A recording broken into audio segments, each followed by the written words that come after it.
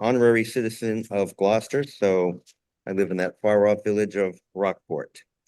This forum this evening is presented by the Greater Cape Ann Chamber of Commerce, its Government Affairs Council. The mission of the Chamber is to provide leadership and advocacy to foster a thriving local economy and enhance the quality of life for our region. Presenting these forums supports our role as a voice for the business community and strengthens civic engagement to ensure voters are informed about the issues. The event tonight is being recorded and live streamed by 1623 Studios. And I think it's going to be shown also on Comcast Channel 8. I would encourage all of you to participate in our democracy and vote at the primary on September 16th and for the regular election, which is on November 4th. I will now take a few moments and explain the format of tonight's debate to the candidates and the audience, including the ground rules. Of course, it need not be said that this will be a civil conversation without interruption, and we will adhere as best we can to the timing. And so in a moment, we're going to do a random drawing to determine the speaking order for the first question.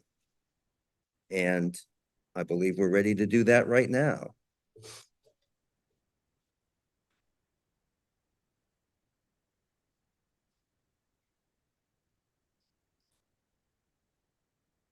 Here we go.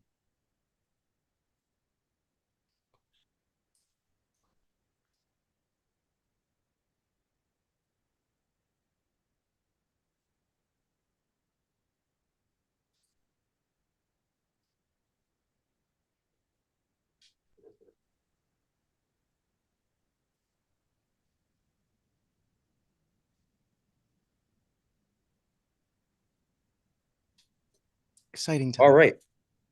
We are back on. We've had a very scientific determination of the order of presentation, and it will be Greg Verga going first, and Jeff Worthley second, and Paul Lundberg third. And so we're going to then rotate the questions equitably between the candidates, allowing each a chance to go first, second, and last. Each candidate will have 90 seconds to answer the question and 30 seconds for follow-up after all have given their initial answers. Colleen Murdoch has graciously agreed to track the time and to alert me when the time limits are approaching. At my sole discretion, we'll give time for additional elaboration. Each candidate will, at the termination, will be given 2 minutes to make a closing statement, and that order will be reversed from the order I just presented to you. I anticipate there'll be time for about 6 questions, but we have additional questions if the time allows. And our Government Affairs Council has developed these questions. I will now read the bios of the candidates. Paul Lundberg. Paul Lundberg grew up in Gloucester and is a graduate of Gloucester High School. He was elected to the Gloucester City Council as Councilor at Large in 2013 and finished his 3rd term in 2019, serving as City Council President. He previously served the city for 6 years on the Planning Board, 2 years as chairperson. In 2020, Paul led the ballot initiative, Vote Yes for Gloucester Kids, where Gloucester voters approved the $66 million bond to build East Veterans School. Paul's grandfather emigrated from Sweden to Gloucester to work in the granite quarries and became Gloucester City Assessor. Paul's father was a longtime doctor at Addison Gilbert Hospital and served as chair of Gloucester's Board of Health. Paul earned a master's degree of business administration from Northwestern University in Chicago. His business career has been in the railroad industry. He began as a conductor on the freight trains and continued as chief labor negotiator and chief operations manager for the Chicago and Northwestern Railway and Rail America, among other companies, including Boston's commuter rail system. In his civic life, Paul served for 10 years as a trustee of Addison Gilbert and Beverly Hospitals, where he chaired the Quality and Patient Experience Committee. Paul has also served as a board member of the Sawyer Free Library and Wellspring House. Greg Verga. Greg has been mayor of Gloucester since January 1st of 2022 and won re-election 22 months ago. He and his wife Kelly live in West Gloucester and have 3 adult children. along with two grandchildren now attending Gloucester schools. He is a graduate of Gloucester High School and earned his bachelor's degree in communications from Salem State College.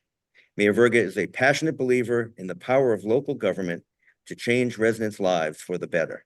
Since taking office, he has implemented, championed, or supported initiatives that have brought about tangible improvements for Gloucester, including city services, streets and thoroughfares, buildings and institutions, easier access to public information, and five-year budget projections for smarter fiscal planning. The mayor's first two terms have produced record investments into Gloucester Public Schools, including major upgrades to school buildings and an expanded vocational program. The city has maintained a balanced budget and an AA bond rating throughout this span and has offset municipal electricity usage by over 70% with renewable energy. Mayor Verga has previously served Gloucester for 8 years on the school committee, followed by 6 years as a member of the city council. Jeff Worsley. Jeff is a lifetime Gloucester resident, financial business owner for 15 years, Gloucester homeowner for 23 years, and father of two children in the Gloucester Public Schools. Voters have elected Jeff to the Gloucester City Council 4 times, and he is completing his 8th year of service to our community. Jeff understands the issues that the city and its residents face, and he is committed to making Gloucester a better place to live, learn, and work. He listens to the concerns of the community and delivers results.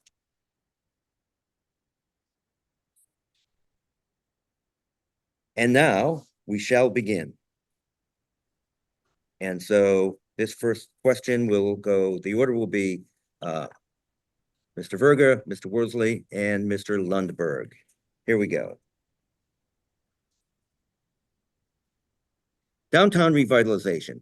Please share your vision on how you would work to preserve and further the revitalization of Gloucester's downtown and its villages, including Magnolia, Lanesville, and Rocky Neck. Specifically, how would you combat the rise in vacant storefronts? And what policies or programs would you implement to make it easier for small businesses to start, operate, and grow in Gloucester, and to make the city more business-friendly?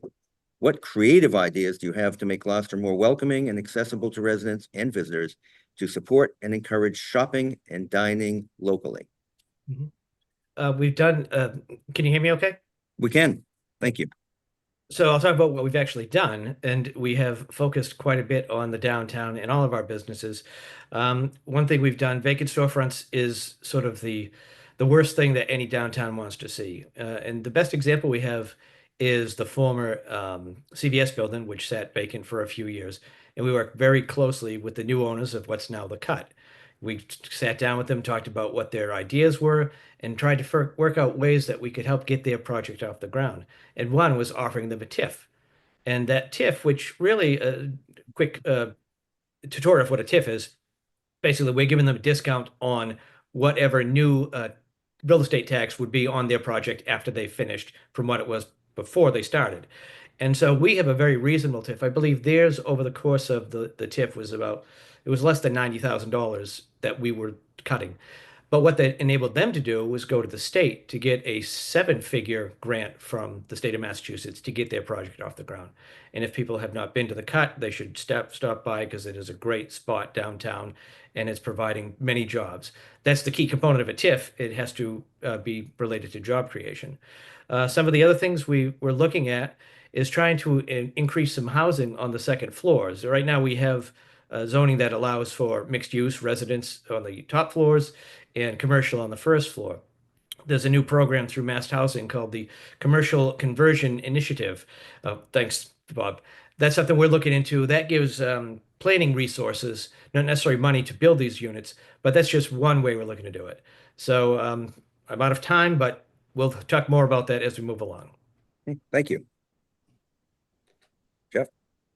Thank you, Bob, and thank you to the Cape Ann Chamber of Commerce, and thank you to my 2 colleagues in this race.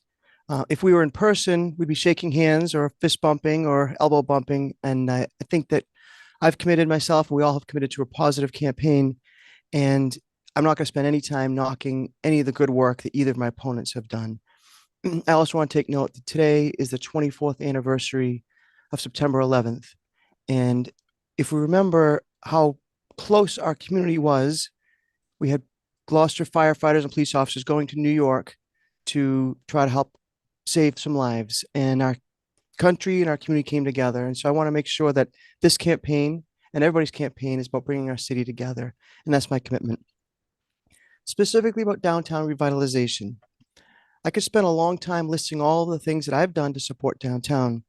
When I worked with the Chamber of Commerce, we initiated the Gloucester Gift Certificate Program, which has returned about $1 million into Gloucester local economy that would have gone to some other city or town. We've got the lights in the trees. We started the block parties.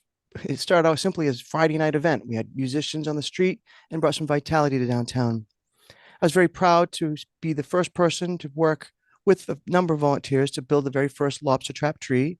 And that's also in its 24th year, going to be 25th year. And we talk about off-season attention to downtown. That certainly has brought a lot of focus, positive focus to downtown.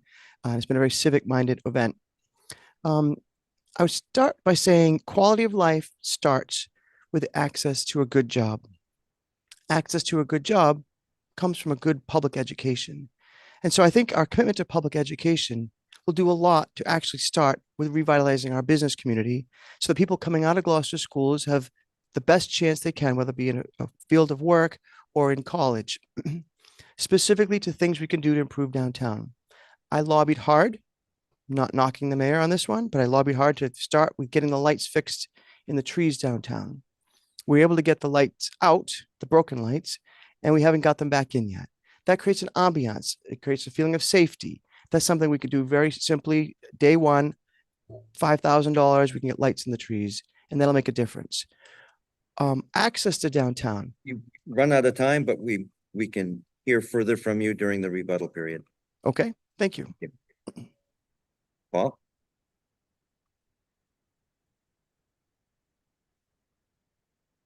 Paul is muted. You need to unmute yourself.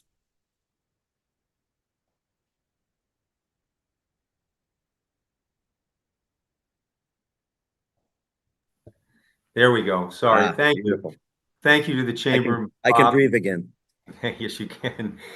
And thank you to the chamber for doing this. This is such an important part of our election process, is giving the voters a chance to see all three candidates at the same time.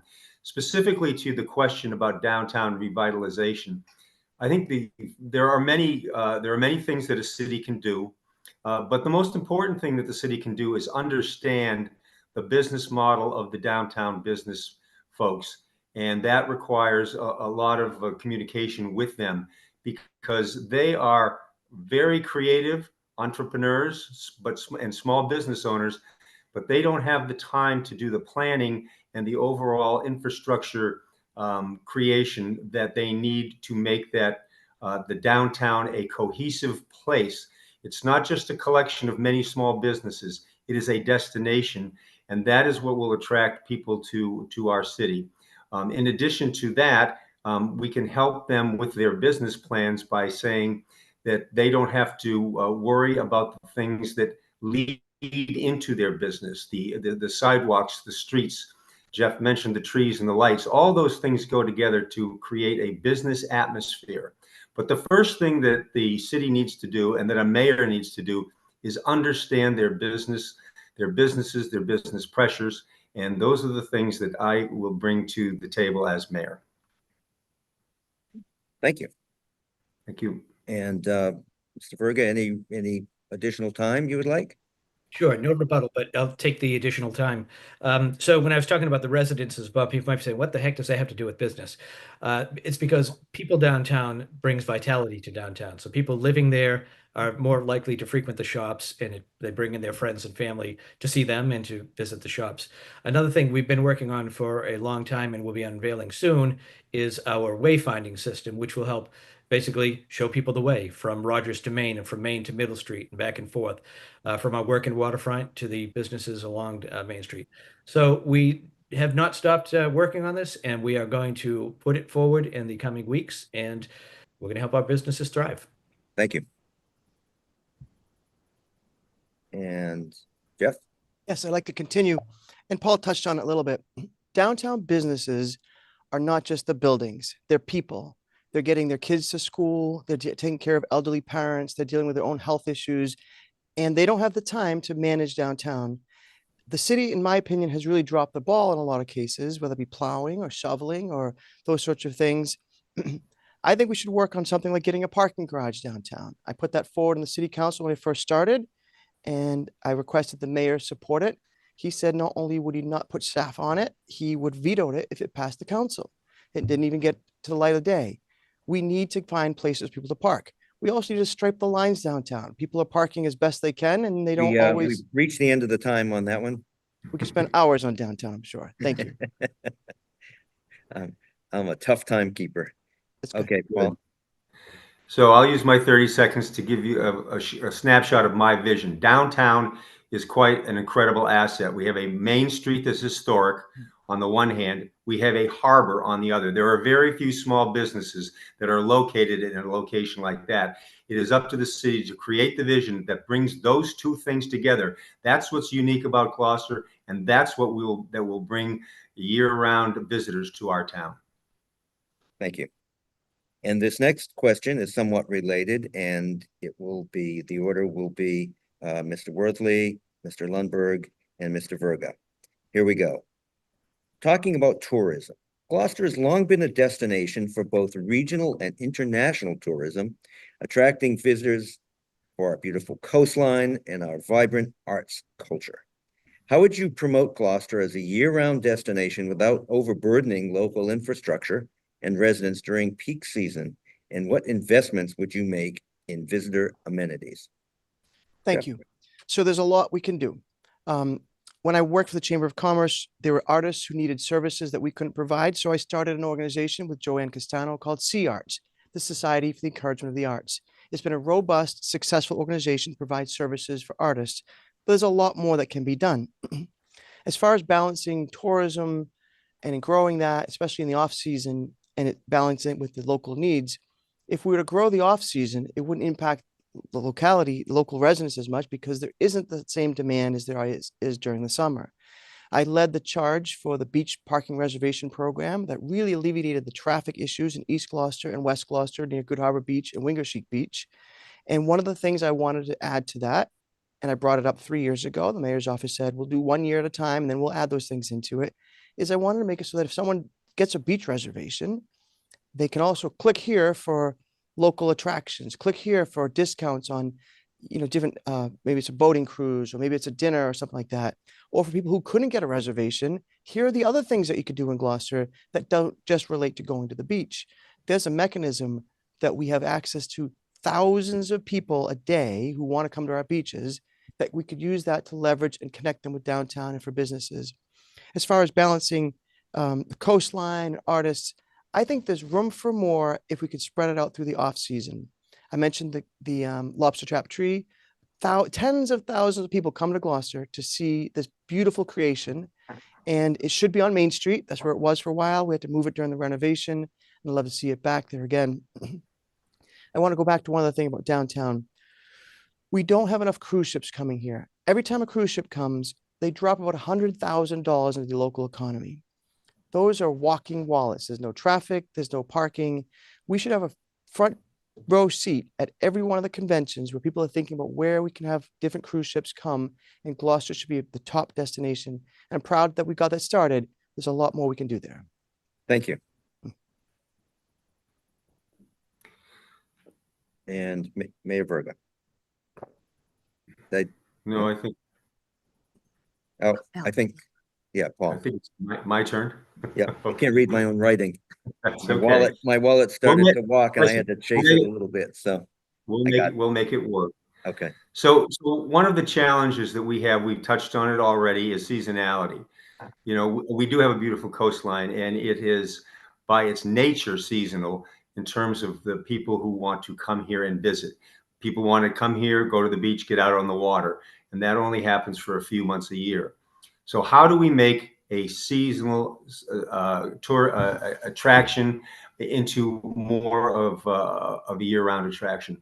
One of the ways that we're doing it now, and it's a great example, and we can build on that, is what Maritime Gloucester has done. Maritime Gloucester is the epitome of a seasonal attraction.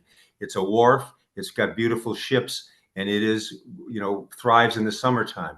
But they've done something different. They've done the year-round thing. They've become an educational institution. Education is year-round. Education of our maritime heritage can be year-round, just like celebrating the arts is a year-round thing. Those are two things that we already do, but we need some vision and leadership to help these entities do that even better. But the models are there, and we can find a way to help broaden the seasonality of our town to increase our tourism. Thank you. Okay, we have additional time for those who would like it. I didn't get my shot. Okay, oh, there we go. Sorry. Okay, You thank have you. your time. That Thank was you. just a test. Thanks, Bob. So ideally, Gloucester should be a 365-day-a-year destination. And things that we do, we encourage, for instance, the Apple TV show that was shot here and it continues to be shot here. Things like Coda, and of course, people still coming to visit because of the perfect storm. Things like that have put us on the map. Some people have been quoted as saying tourism is not sustainable, which is unfortunate to have an attitude like that because so many businesses, restaurants, shops, depend on that and lodgings depend on that revenue in those 3 months in the shoulder season, which we want to expand beyond. The fact that my administration actually got the work done for the beach reservation system. We didn't just think about it, we actually put it into practice, which basically evaporated the beach gridlock overnight. And on the beach reservation system, there is indeed a link to Discover Gloucester. So people who are coming to town have everything at their fingertips that they can do for all things Gloucester. And Gloucester's partnership and funding of Discover Gloucester is what is helping bring the analytics show that we are growing and people are finding us and they are coming here and they are spending their dollars and they are making our shops, our restaurants, and our lodgings so much more viable. Thank you. Jeff, you want additional time? Sure. I'll take 10 seconds to correct the record. Mr. Verga, you said when you came in office that this was already in motion before you took office. It was in motion because a number of volunteers that I led worked tirelessly for a course of a year to do a presentation, and my name is on it, before the mayor, before the ordinance administration committee, and before the city council. There's a date stamp on that presentation. It wasn't just an idea. It was also, here's how you do it. It took a little while. Then the incumbent mayor at the time lost the election and it was handed over to you. It was ready to go. But I took my time and volunteers took their time to piece that together and lay it out. And we're proud of it. And we should all be proud of the collaboration and not take credit for it falling in your lap as something that was already done and in place. Now, the last thing I want to you're done with time, so we'll have to move on. Okay. Mr. Lundberg. Yeah, just to highlight that kind of a concept. I mean, the only way we are successful as a city is through collaboration, and the key to collaboration is giving credit where credit is due, not taking credit for something that you didn't do. So one of the things that I have learned in my management career is empowering the employees and empowering all the people who work on a project to take credit for it themselves. And that's what I will do as mayor, because that's how you inspire creativity. And the collaboration is the way to do it, not taking credit for something you didn't do. Thank you. Mr. Verga? Well, I'm not going to belabor the fact about who deserves credit for what. All I know is it got done, it's made a difference, and it will continue to make a difference. Gloucester's a destination. People are going to come here for the beaches in the summer, and we want them coming here for Christmas lights in the winter. So we're going to do it together for another 2 years. Thank you. Okay, the order for this next question is Mr. Lundberg, Mr. Verga, and Mr. Worthley. Mayor, as CEO, one of your many responsibilities as mayor is overseeing the fiscal management of the city's budget, with many competing needs, including increased wage and insurance costs, growing demands to address our aging infrastructure, and looming threats to federal funding. How do you plan to prepare to maintain existing services, and how would you prioritize these competing needs? Bob? Right. So So a very important part of the mayor's job is as city manager. The mayor is the city manager, the mayor is the city leader, and importantly, the mayor is a member of the school committee. So the mayor's job is really three jobs. And the city manager part, the part that you just described, Bob, is critical to us surviving and to being able to do all the things we need to do. We have the required services like fire, police, DPW. Those things need to be funded. We know the level of activity that we have to make our city safe and to comply with all the millions of regulations that cities have to comply with. So how I would do the budgeting is exactly how we did it in the private sector. You set a goal for your customer service goals. You set that goal then drives what infrastructure you need to create it. And then you look at the revenue stream. Our revenue stream is pretty well defined. It's defined by Proposition 2.5. It's defined by the value of the real estate in our town. So we know what it is. And we know which pressure points are in terms of our expenses are ones that we absolutely have to have, maybe have to have, and some that would be nice to have. That conversation needs leadership but to bring the public along so that we can all decide together how we spend that money. It's not limitless, and we have good times and bad times, just like we all have experienced. Those of us who have been in city government when there hasn't been enough, or when there's been more than enough, and that just takes good, solid management skills to make sure that the budget stays stable. Thank you. Mr. Verga. Sure. This year was an example of one of the tough years. You'll recall in the previous budget, FY25, we had to cut the school department by $2 million. This year, we held all of the city side of the budget to a 0% increase, meaning a level funded budget, not level service. A level funded budget is, by virtue of its name, a cut because there are fixed costs that go up, contractual obligations, insurance, other fixed costs. And we, found some creative solutions to meet those zeros. Some came in a little bit less, some came in a little bit over. But overall, we focused this year on the schools. They got a 5.32% increase in their budget. It is always a moving target. It's squeezing the balloon. It's balancing the needs of the entire city. That's the main job of the mayor. I'm not the mayor of the school committee. I'm not the mayor of the fire department. I'm not the mayor of the DPW. I'm the mayor of the city of Gloucester. And so I have to look at every budget and what is the fairest, most equitable way that we can do it. And we have big cuts to make. In the past, it was closing fire stations. We've avoided that. And that's our goal, is to keep the stations open, keep the core city services that people expect and deserve functioning the way they're supposed to. So we've worked to try to bring new revenue with growth, as it's known, when there's new development in the city. But you have to balance that with the desires and preferences of the public, because big projects come with big opposition usually.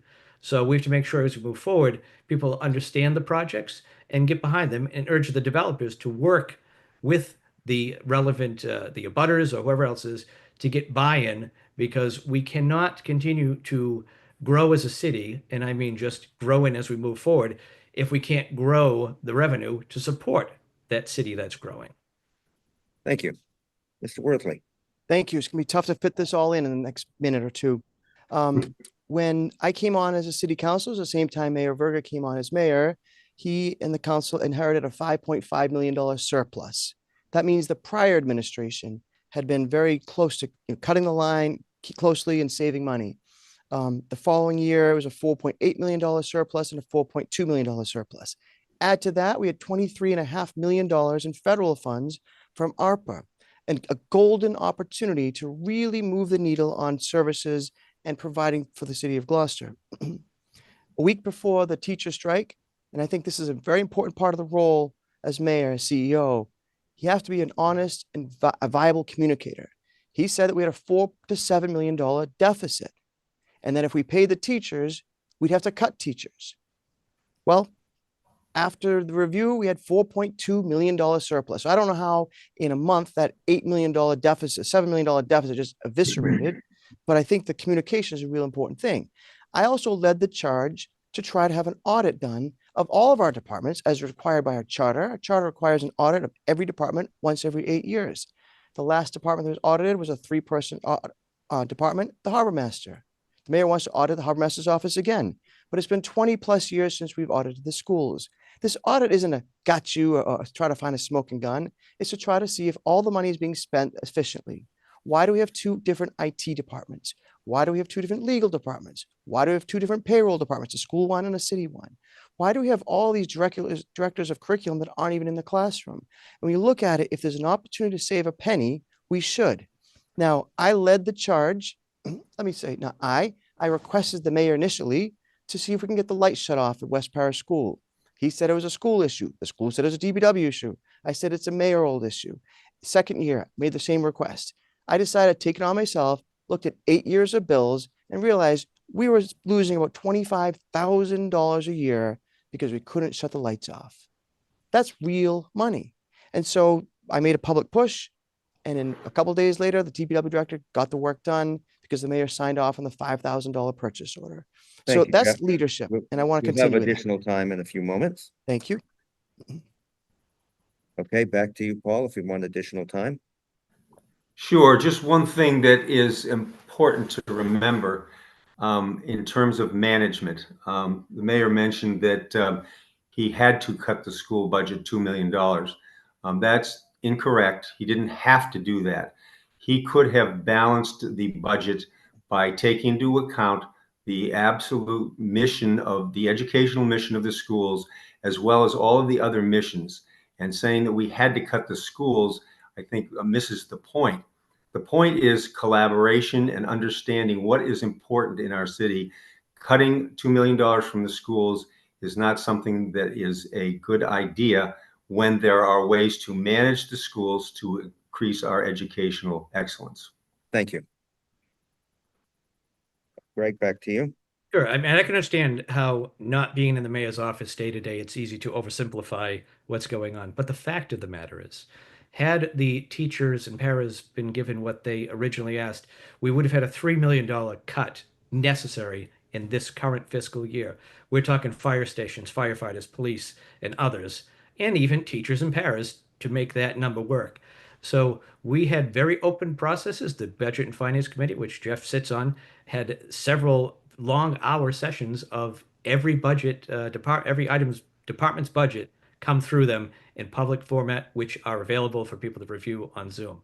But squeezing the balloon is an exercise, and being Solomon is not a fun job, but someone's got to do it, and it's easy to talk about it and what you would or wouldn't do. I had to do what had to be done, and here we are.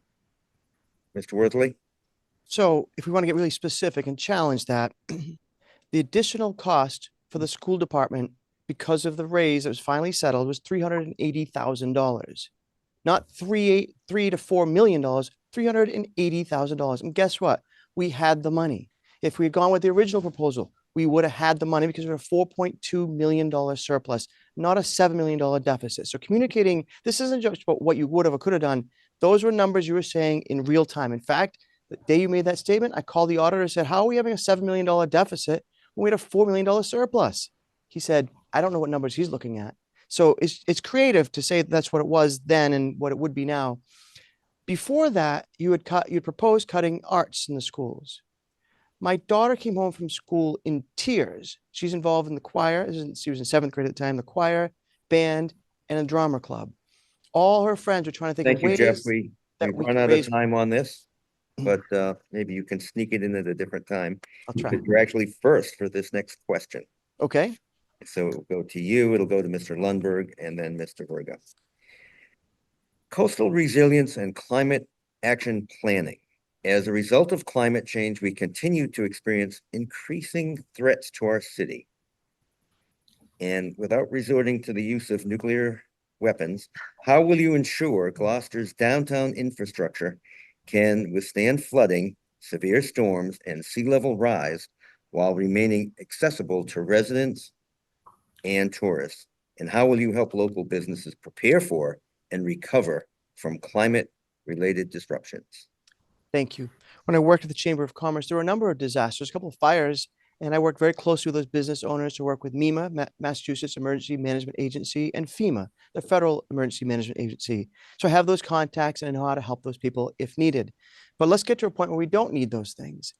People forget that the breakwater, when it was created many, many years ago, was supposed to have another breakwater coming from the western side, from Western Ave. That didn't get done. There was money lined up to do that.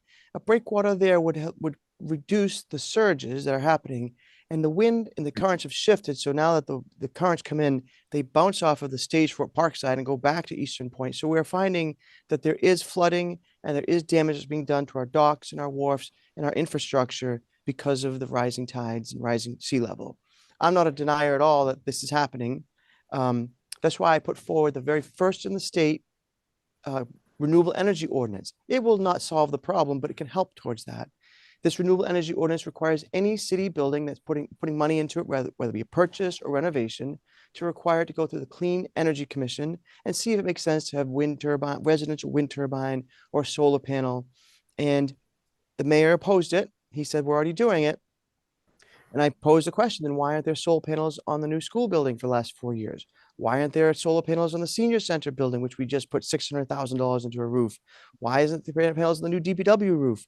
All these are opportunities to reduce our costs for residents, set an example on how we can lead not only our community, but the world, think globally, act locally, and also to reduce our carbon footprint. And I was very proud that the council stood strong and supported that. Thank you. Thank you. And Mr. Lundberg. So coastal resilience is, we are on the front lines of that, obviously, because we are a coastal community. And we also can determine through, we can determine what the impacts are as the sea levels continue to rise. We see them periodically when we have storm surges and the like. We know where the vulnerable places are in terms of our roads. Those are things that we can plan for and that we can identify right now. I'm more concerned with the immediate effect of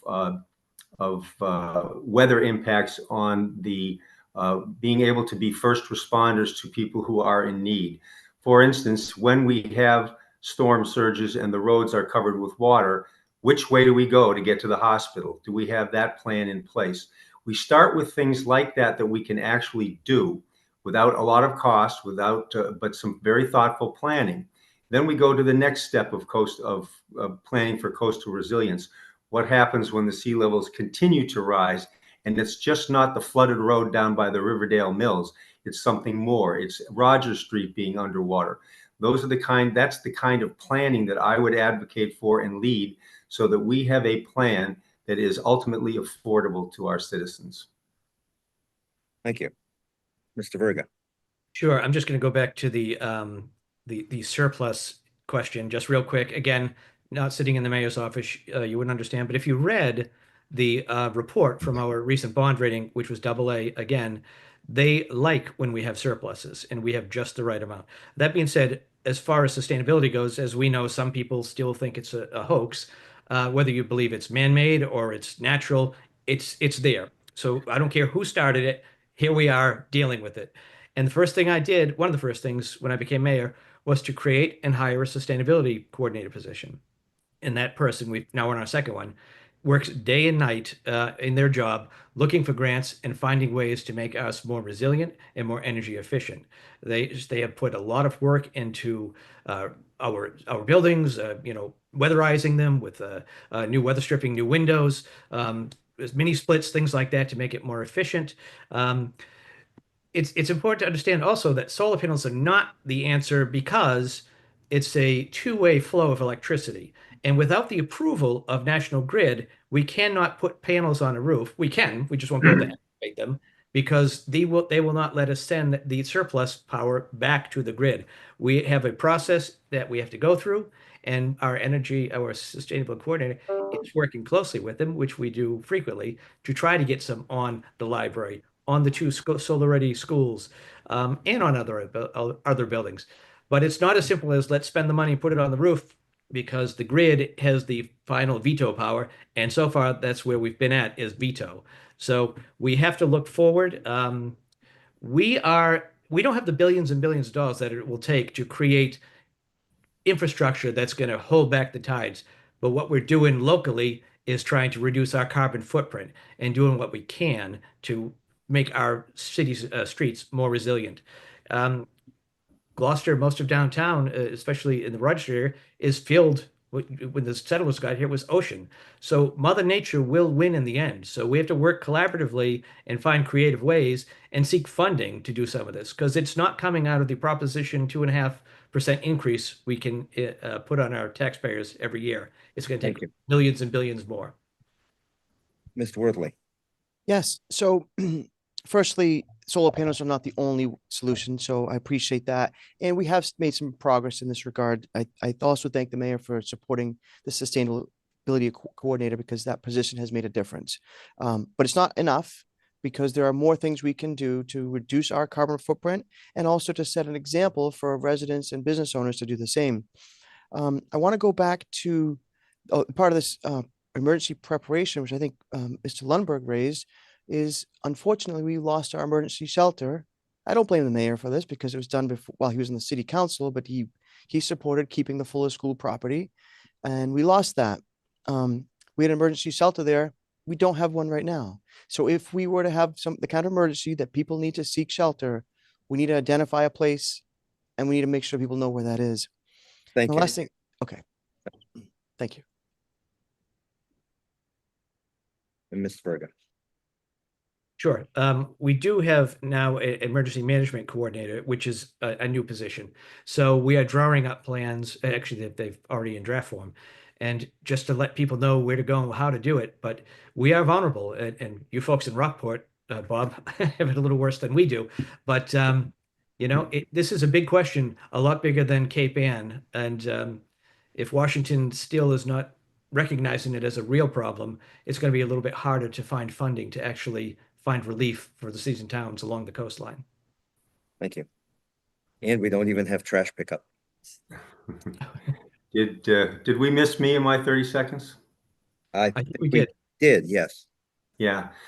So I'll use my 30 seconds to say the answer to the issue of doing something about this, just to say it's going to cost us billions and billions and therefore it's out of reach, is an insufficient and inadequate answer. There are plenty of answers of things we can do, especially when it comes to public safety. It's wonderful to do the windows in the schools. It's wonderful to put solar panels on, but we don't have a public safety plan. And that's the most important thing to do as the ocean creeps up on us. And that's what I'm talking about. It doesn't cost billions and billions. It may someday, but to say billions and billions and then we stop planning, that's not acceptable. And I'll try to signal you when there's about 5 seconds left in that additional Thank you. time. That should help us a little bit.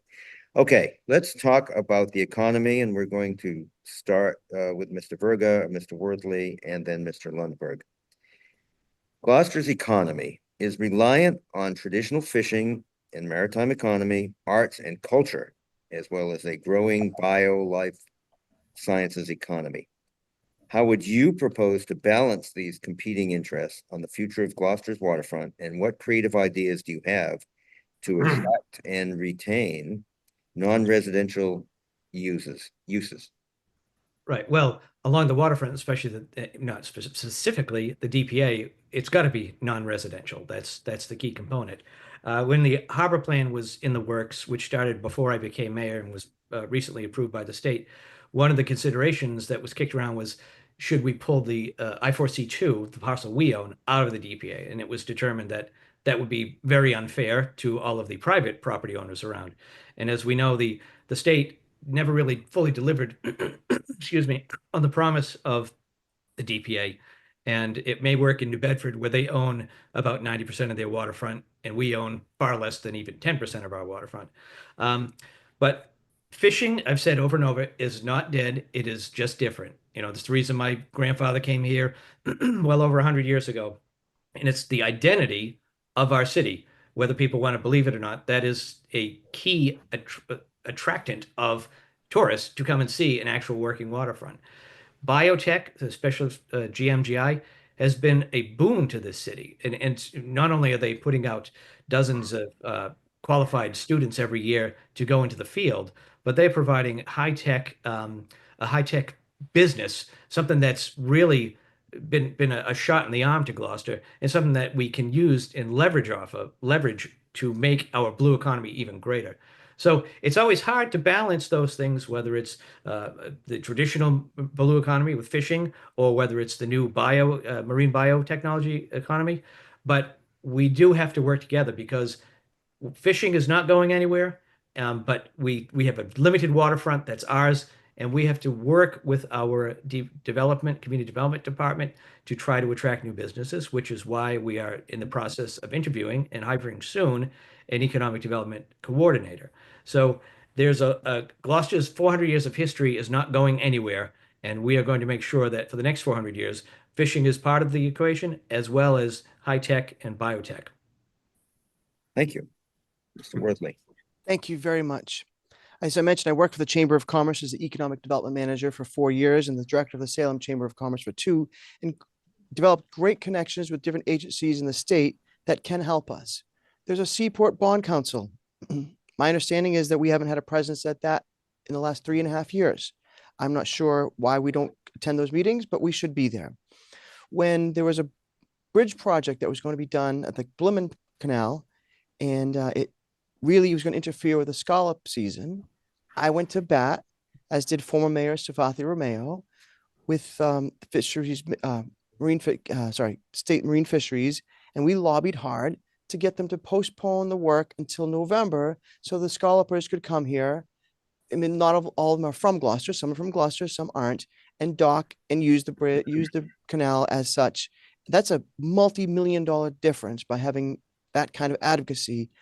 And I'm just a city councilor, right? I'm not the mayor, but I knew that was happening. I found out about it. I connected the right people and lobbied hard to get that changed. As far as creative ideas for our harbor, as the mayor says, fishing is not going anywhere. Our heritage is fishing. It's not just that tourists come here. It's still a vibrant business for the people who are doing it, but it's not all encompassing like we had years ago, and there were 600 Gloucester residents who all had boats in the harbor. So we need to look at things like GMGI, continue growing that. But people might not know this. In 2004, the Coastal Zone Management Office removed most of the eastern side of our harbor, East Main Street, out of the DPA, the designated port area. What we promised to do is we were also going to change the local zoning to take it out of the marine industrial area. What this really means is we have landlocked pieces of property that are dependent on waterfront access that they don't have. And so we need to take an aggressive approach to change some of those parcels to either extensive business or neighborhood business to spur the kind of things that are going to be investments in our harbor and in our waterfront. The tax dollar we get from a business only costs us about 84 cents in services. A dollar we collect in residential taxes costs about $1.25. So that will grow our budget and grow our jobs. Thank you. Thank you. And Mr. Lundberg. Yeah, so with the waterfront, again, we have a unique asset here in Gloucester, and that is access to the water. There's obviously a recreational part of that, but the industrial part of it is really, really important to our town. The designated port area, which is the state law, and the marine industrial zoning, which is our city law, are designed to protect the fishing industry, primarily to provide them access so they have a place to tie up the boats and to land the fish that's necessary. And so we are able, through those mechanisms, to provide below market rates for the fishing industry, for the industrial part of boating, to be able to be competitive in the world. We need to understand that competitive drive, and also the biological part, which is that the fish have gone to different places. That's why our fishing industry has changed. We are a significant lobster industry now. We also need places on the waterfront to process the fish and the catch. But we also have opportunities to amend and change those two protective laws, DPA and marine industrial, to enhance the rest of the Gloucester's businesses that can take advantage of being water at the side of the water. One other thing that's really important is we have 3 huge occupiers of waterfront space, the two cold storages in Gorton's. None of them are water dependent anymore. There are no fish coming in by boat or going out by boat, in by truck, out by truck. Someday, those properties will no longer fit the business needs of their owners. And we should have a plan now as to what should replace those factories on our waterfront that are no longer water dependent. Thank you. Additional time for Mr. Verga? Sure. The name of the organization that was mentioned was incorrect. It's actually the Seaport Economic Council, of which I'm a member, and we have met more frequently than the last 4 years.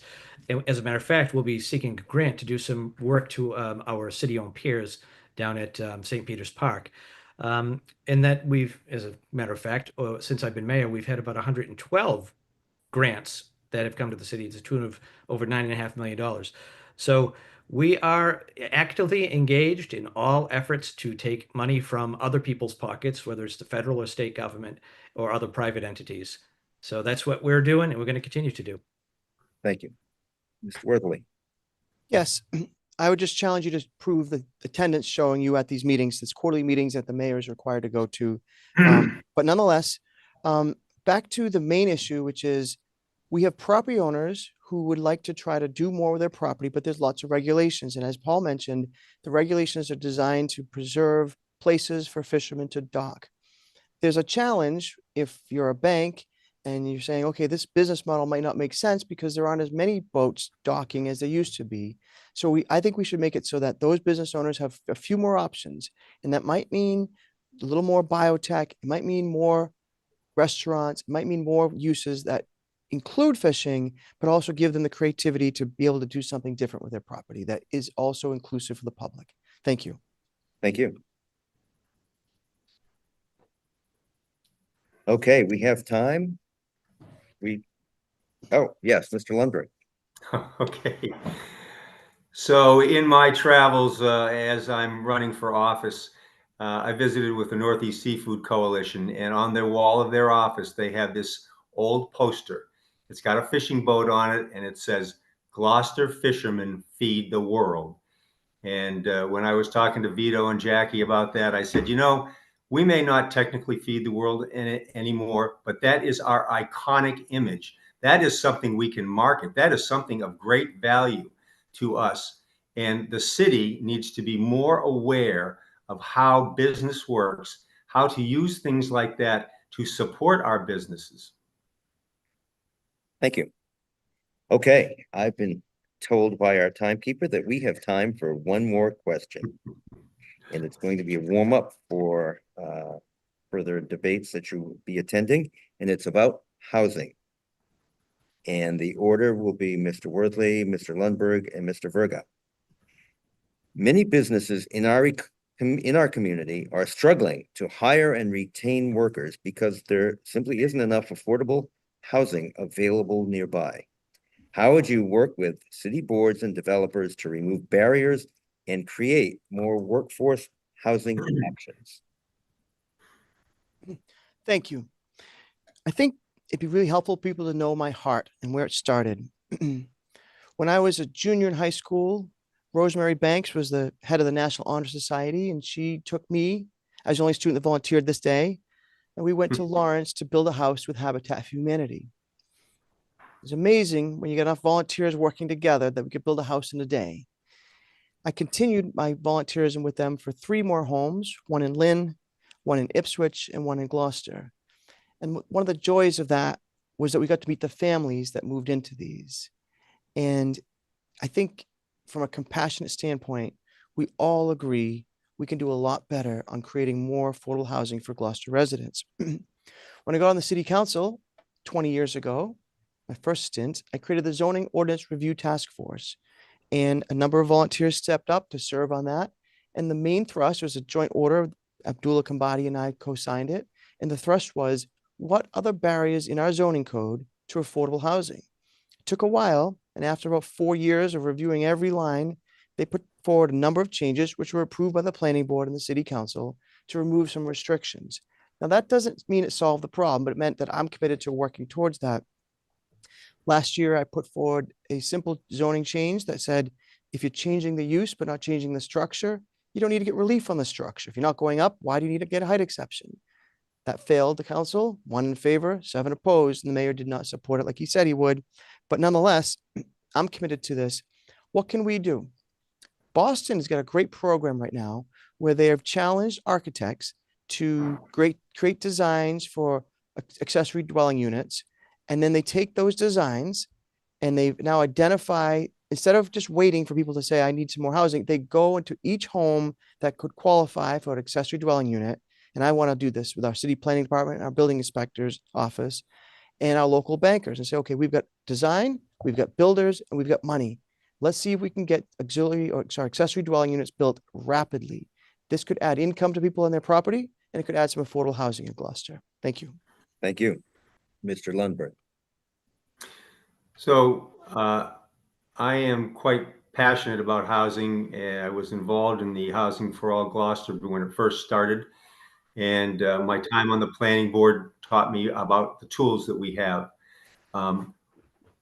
Worker retention because of housing is a definite issue, but it demonstrates the real issue, which is that middle income group of people, our seniors, our families with children in school, artists, city workers, who need that housing that's somewhere in the $400,000 to $700,000 range of cost. We've had a really good start on that with this the zoning that the state required us to do, and a lot of people didn't like the fact the state required us. But the fact is, we took that opportunity and we turned it into something really, really good.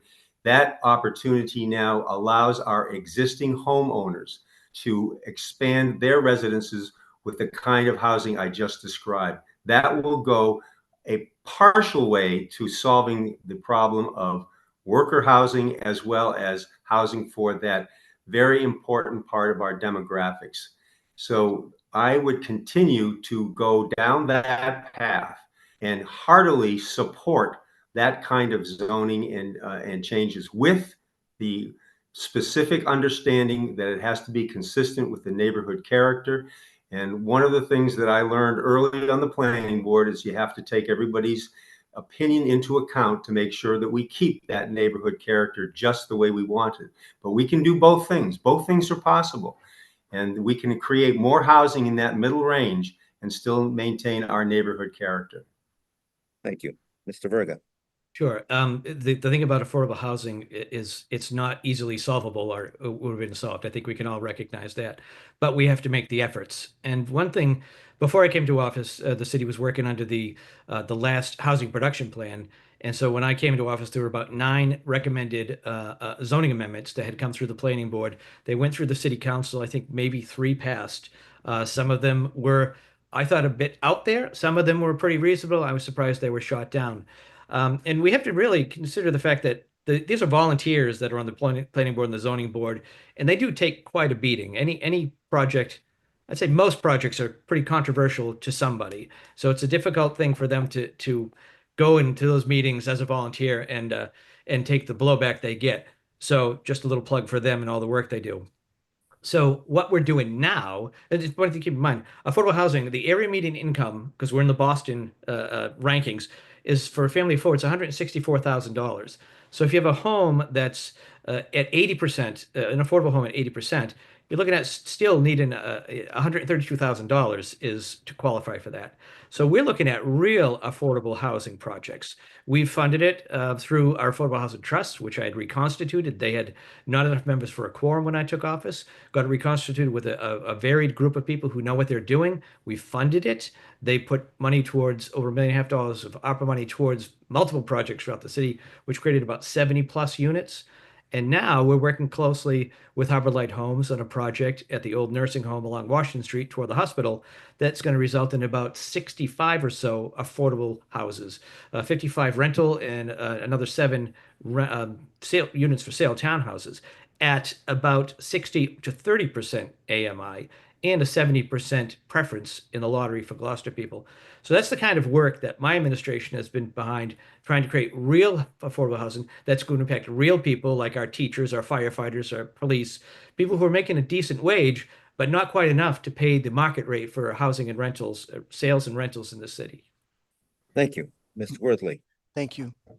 We will not solve the affordable housing problem by building market rate housing. There's an old saying, we get what we zoned for, and we are zoned for, in some cases, 40,000 square feet, 80,000 square feet.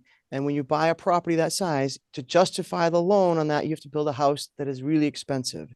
We really need to take a closer look at our entire zoning code again and say, where does it make sense to build affordable housing? I have developed a relationship with Executive Office of Livable Communities. Ed Augustus is the commissioner. And he told me that Gloucester could get out of the Boston area AMI, area median income, and have our own AMI. Very simply, we need to apply for that. I would do that if I were mayor. Let me also tell you that there's a tax break that we can give to people who build affordable housing. It's called a TIE, tax incremental exemption. Much like a TIF, you could do that for residential. There's a program right there that we can say, let's enact that and incent people to build affordable housing. And that would open them up to state tax credits up to $2 million per property in state exemptions. These are Thank you. things that I'm happy to implement when I'm mayor. Thank you. And Mr. Lundberg. Right. So affordable housing is really tough. It's really hard, but it's not too hard. It's not too hard to handle. There are ways to do it. One of the ways that our government is structured is that the planning board passes or recommends the ordinances and the city council plans them. There's a third role, the third role that's been missing. There needs to be an advocate so that the volunteers who do this work have somebody who has their back. That advocate is the voice of the mayor who says, ladies and gentlemen, this is good for our community, and here's why it's not going to damage our community, and here's how we can do it in a good way. And be the advocate and get out in front of these controversial issues because they work and we can make them understood. Thank you. Mr. Berga.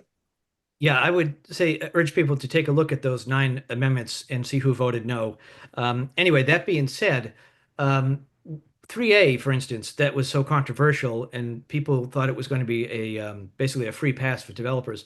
It's important to note that to date, 0 permit applications have been pulled as a result of 3A because the developers did not see it as something delicious.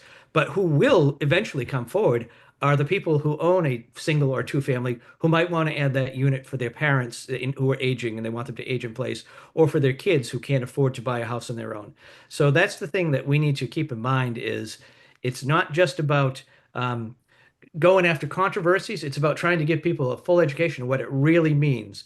In the 3A battle, the narrative became fact versus fiction. In the end, fact won, but there's still work to do.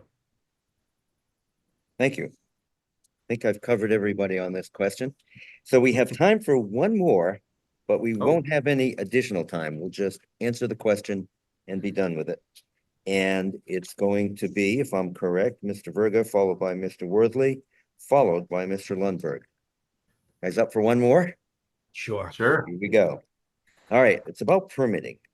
Do you feel the current permitting process strikes a healthy balance between protecting existing businesses and residents while also encouraging and welcoming new people, new businesses? What, if anything, would you do to improve and streamline the city's permitting process? Right. Well, thank you. The streamlining happened before I was mayor. I'll give credit where credit is due because it went into an online system, which really makes a difference. Because prior to that, people were running all over the place trying to figure out where to pull their permits. And now it's online and much easier. The public input has got to be there. So we have to understand that, as I just said earlier, every project's controversial to somebody. And we can't take the voice away from the people. But we can't be the city that's automatically going to say yes to projects, but we can't be a city that's automatically going to say no to projects. We should allow people to come in, developers or individuals, with a plan. And if it's a good plan, then the zoning board or the planning board will review it. And if they feel it's good for Gloucester, then they will recommend it. So if it's good for the developer to make some money, it's good for the city, then we should have an open mind and let people have their say before we push through a project. But permitting is there for a reason, to give people that say and to make sure that everything is done by the book. And we're the ones within state guidelines who create that book. So I think that Gloucester can be a welcoming place for new development, but we have to really keep in mind that sometimes there's a lot of pushback from abutters, deservedly so in some cases. But we have to be there to make the case and get behind the projects that we feel are a good thing for this city. Thank you. Mr. Wordley. Bob, I'd like to separate these into two separate issues.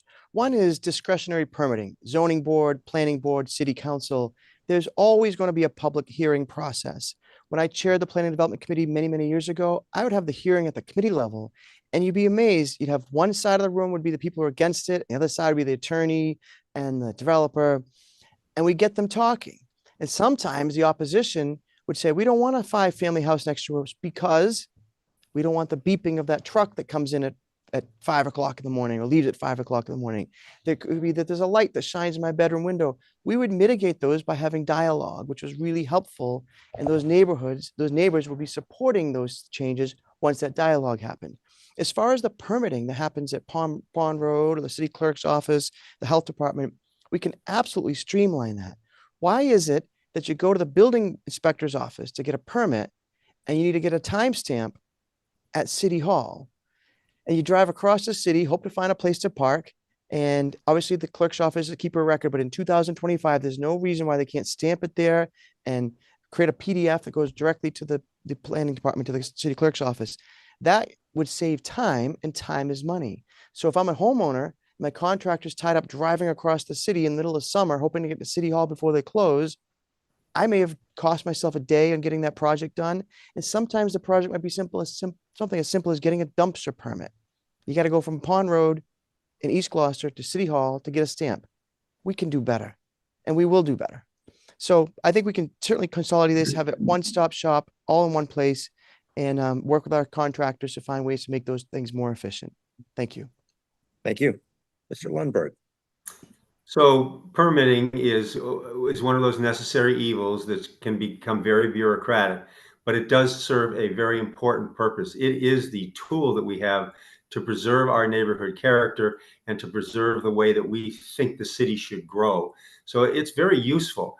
It obviously can be streamlined, and all the bureaucratic stuff can be taken care of. And I agree with the other two speakers that that's something we should do.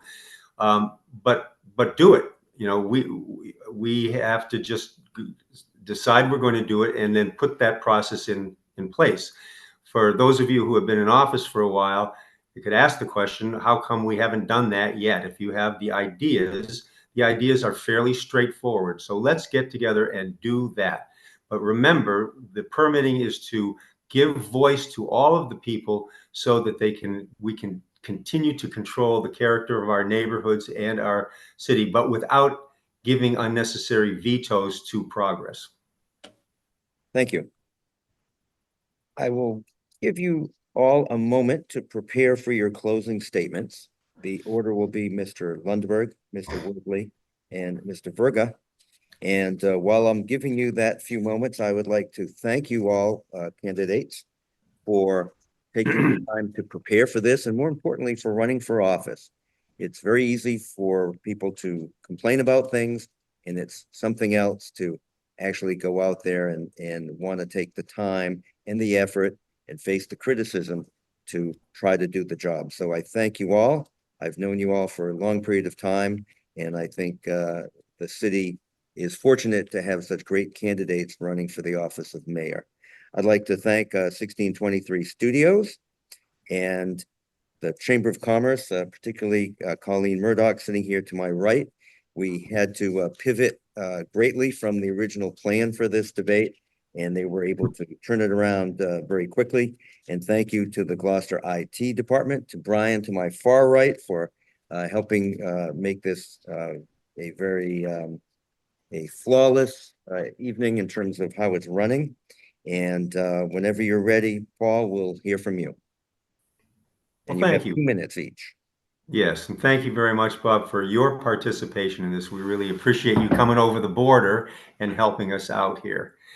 So in my closing statement, I would just like to touch on a couple of things that we've talked about already tonight. My view of our city is that we are at a crossroads. We are at a very serious point in time where we have to make serious decisions. I've highlighted the two things that I think are the most serious: school quality and excellence, and housing. And we've talked about housing so far. We haven't talked about the schools. Let's talk about the schools first.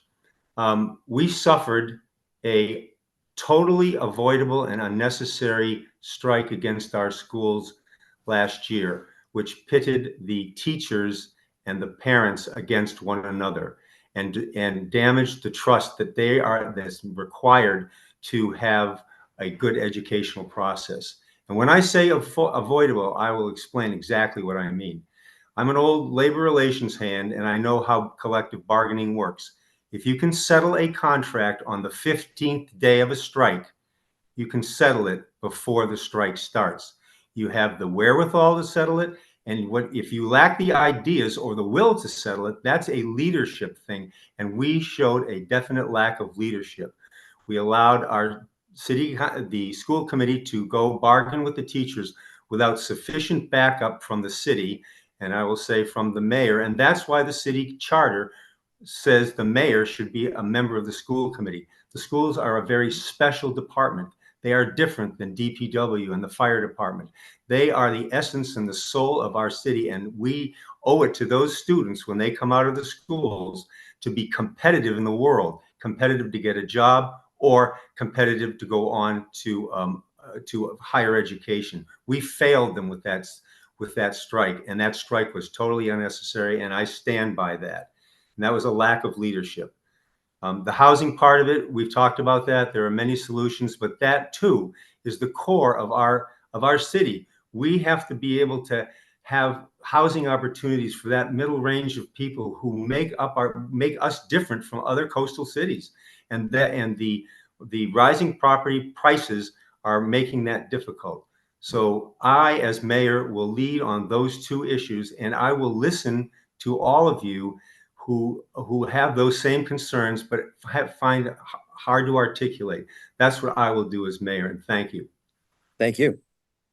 Mr. Worthley. Yes, first, thank you to the Chamber of Commerce. Thank you, Bob. Thank you to Mayor Verger and Paul Lundberg for a spirited debate and discussion on issues. I think it's really helpful for the community to hear us speaking and having real dialogue. So thank you. Thank you to Colleen for pulling it together, and the city IT department as well. My name is Jeff Worthley. I'm a single dad, father of two children, both in the Gloucester High School. They're very involved in the arts programs, theater arts, and the music program. I'm glad, Mr. Lundberg, that you brought up the unnecessary teacher strike, in the sense that it was unnecessary that we even got there. But it was necessary for teachers to strike, given the lack of communication and progress that the school committee and the mayor were making. I hadn't planned to speak on this, but I appreciate that you raised it. There was a lot of things said and done during that strike that is demoralizing, currently still demoralizing to teachers and paraprofessionals, talking about that they're only part-time workers. They work full-time. Talking about how, someone said, well, they're married to wealthy men. They don't need the money. This kind of dialogue was unhealthy and unnecessary. I don't blame the teachers for going on strike, because there was no other solution at that point. But Mr. Lundberg, I would go one step further. I'm a single father, self-employed, and I was home with my kids. And what did we do? We went to Dunkin' Donuts and bought coffee and tea and munchkins and donuts and stood with the teachers. And then we brought them lunch. And then we brought them dinner at West Parish School late at night. And we did everything we could to show our support, not just in words, but in actions. And my hope is that the camaraderie that was built from there and the trust that was built from there can leverage some of the healing that's necessary. I've been an advocate for educators, as everyone else here as well, but I'm also willing to put my feet in the ground next to them and stand with them. And I took arrows and bullets for doing it, and it was the right thing to do, and I would do it again. There will not be another strike from a union in Gloucester if I'm mayor, because we will communicate early and often, and we will have the similar values, and we'll use real numbers. We're not going to tell them that there's a $7 million deficit when there's a $4 million surplus. We're not going to charge them for our own public relations firm that was hired to demean them. It's absolutely despicable that we're forcing them to pay for a public relations firm that the mayor hired to demean teachers. And so those days are over, and let the healing begin, because there's a long ways to go before we can get back to the days where we really value teachers for the hard work they do each and every day. My name is Jeff Worthley. I provide solutions and I implement them. And I'm looking forward to your vote on September 16th to be your next mayor. Thank you. Thank you. Mr. Verga. Thanks, Bob, and thanks to the chamber for being so flexible with me, especially after my COVID diagnosis, and it's a tough time. But here we are, and I'm glad we got to do it. So I'm running for election, for mainly because I love the city, I love the job, and I'm good at it, and I've got more to offer. So when I was growing up, my father used to say, "Don't mess with a good thing," and that's what I think we've got going on at City Hall. So I'm asking you to vote Verga and stay the course. So the job is about building and keeping a great team and knowing that you're usually not the smartest person in the room and doing the best for the people of Gloucester as a whole and doing the most good for the most people over the long haul. So what's that mean to people who are watching? What have I delivered to you, the Gloucester residents? A lot that's making your life better is highly visible. We've seen improvements, major improvements to our streets and thoroughfares, our buildings and institutions, our services, and our parks and green space. Beach traffic is no longer a headache. It's a lot less conspicuous as I put record investments into our school budget. We've completed major upgrades to the schools and expanded the vocational program this year, and it's all while maintaining a balanced city budget. So during my tenure, Gloucester's become more climate resilient, more energy efficient. Veterans Park for free. I reconstituted the Affordable Housing Trust, infused it with funding so they can actually deliver on their mission. But it's obvious there's more to do. As I mentioned earlier, we are interviewing right now for an development coordinator who should be online before the end of this month, and it's going to be key to all of our businesses, large and small. So we're actively considering good options for better parking access. We're petitioning the state for public use for eligible private road repair, and I have a goal to raise the city's bond rating from AA to AA plus. So I think we've got a good thing going, Gloucester. So let's stay the course. And I want to thank you and thank you in advance when you vote Verga next week on Tuesday. Thank you. Thank you. Thank you all. And to the city of Gloucester, good evening. Thank you.